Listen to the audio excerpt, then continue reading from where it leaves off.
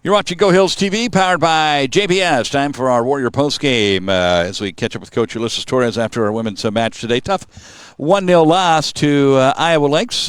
Coach, that's a pretty quality team. They're 7-1 now on the year. I think we knew this was going to be a tough one today. Yeah, we expected a good, tough contest. I think the result is harsh. It's definitely harsh to take. It's harsh on the girls. The effort, just overall the play, the chances that we create. It's a tough one to take for sure. Well, definitely in the second half, it looked like, it was on our end of the pitch most of the half. We had over 15 shots added. I don't know how many of those officially came in the second half, but we had the pressure on the entire second half. We just never could quite get one to get in between the pipes. Yep, exactly. It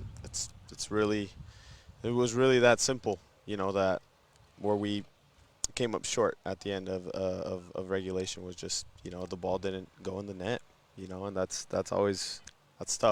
That's tough. All right, so talk to me a little bit about what you saw today as far as maybe a couple girls that you thought had solid days. Anybody that you were impressed with? And I know, sometimes you don't know until you go back and watch film, but just initially, who were you pleased with? Yeah, it's always tough when you're just trying to recall as much as possible. But there was a lot of good individual efforts. Our back line has been solid all year. Reed, Abby, Shea, Mihumi, they play their part. They do well. I thought our forwards worked well. They worked hard.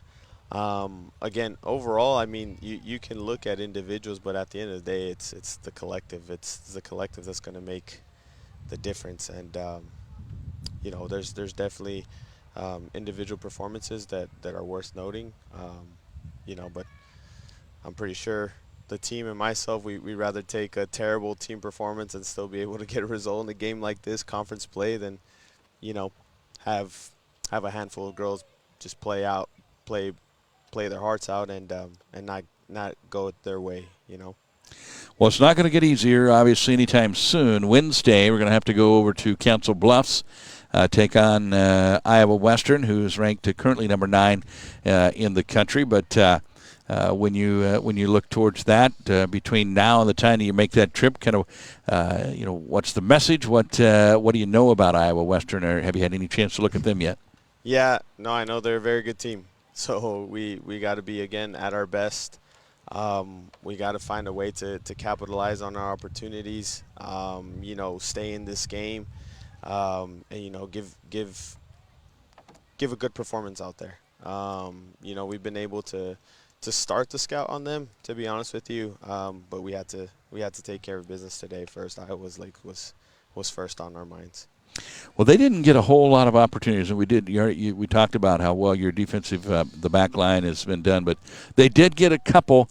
We left Sarah on an island a couple of times. One time we got away with it. Yeah. The girl she just missed, but she didn't miss the second time. No, and they've been clinical all year. Those forwards. I think they have a combined total of close to 30-something goals between their front three. So they're productive. They're efficient with their chances, and you can't give them too much. I thought overall we defended well.